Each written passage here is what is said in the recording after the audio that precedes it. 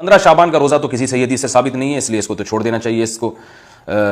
اور کیونکہ ضعیف حدیث سے بہرحال کسی عمل کا ثبوت نہیں ہوتا. 15 شعبان کے روزے کے بارے میں جو حدیث ہے وہ ضعیف ہے، تو اس سے عمل ثابت نہیں ہوتا، اور باقی کوئی مخصوص عبادت نہیں ہے. اور 15 شعبان میں بہت اختلاف ہے علماء کا کہ یہ اس کی رات کی کوئی فضیلت ہے بھی یا نہیں. شعبان المعظم کا مہینہ وہ مہینہ ہے کہ جس میں نبی پاک صلی اللہ تعالیٰ علیہ وآلہ وسلم رمضان مبارک کے بعد سب سے زیادہ روزے رکھا کرتے تھے. بعض میں یہ ہے کہ آپ اکثر روزے یعنی شعبان کے اکثر دنوں کے روزے رکھتے تھے یعنی بکثرت، اور بعض میں یہی کہ پورا شعبان ہی روزے رکھ لیا کرتے تھے. یہ مختلف روایات موجود ہیں.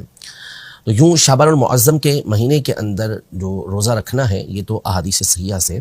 ثابت ہے، نبی پاک صلی اللہ علیہ وسلم کا عمل اس میں ثابت ہے. اب رہا خاص 15 شعبان المعظم کا روزہ رکھنا، تو اس حوالے سے بھی ایک حدیث مبارکہ جو سنن ابن ماجہ کے اندر موجود ہے، اور اس میں باقاعدہ نبی پاک صلی اللہ تعالیٰ علیہ وآلہ وسلم نے 15 شعبان المعظم کے حوالے سے یہ ارشاد فرمایا کہ جب 15 شعبان کی رات آئے جس کو ہم شب براءت کہتے ہیں، تو اس رات کے بارے میں فرمایا کہ قوموا لیلہا، اس کی رات کو قیام کرو یعنی رات عبادت کرو، اور صوموا نہارہا،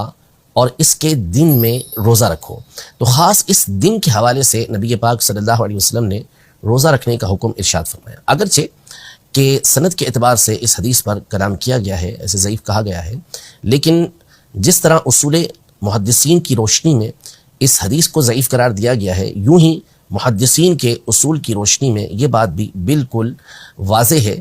کہ فضائل اعمال کے اندر جہاں پر کسی عمل کی فضیلت آئی ہو، ترغیب دی گئی ہو، تو اس میں ضعیف حدیث پر عمل کرنا یہ بالکل جائز اور مستحب کام ہوتا ہے. تو نبی پاک صلی اللہ تعالیٰ علیہ وآلہ وسلم کی اس حدیث مبارکہ کی روشنی میں خاص 15 شعبان کا روزہ رکھنے کا حکم بھی ہوا، اور اس رات قیام کرنے کا یعنی عبادت کرنے کا بھی حکم ہوا. اور ویسے بھی دیگر احادیث طیبہ جو صحیح ستہ کے اندر موجود ہیں، صحیح حدیثیں ہیں، اس میں یہ مذکور ہے کہ نبی پاک صلی اللہ تعالیٰ علیہ وآلہ وسلم شعبان کے اکثر دنوں کے روزے رکھا کرتے تھے. اور جب آپ سے اس بارے میں پوچھا گیا کہ آپ اس مہینے کے روزے خاص طور پہ کیوں رکھتے ہیں، تو آپ علیہ الصلوۃ والسلام نے ارشاد فرمایا کہ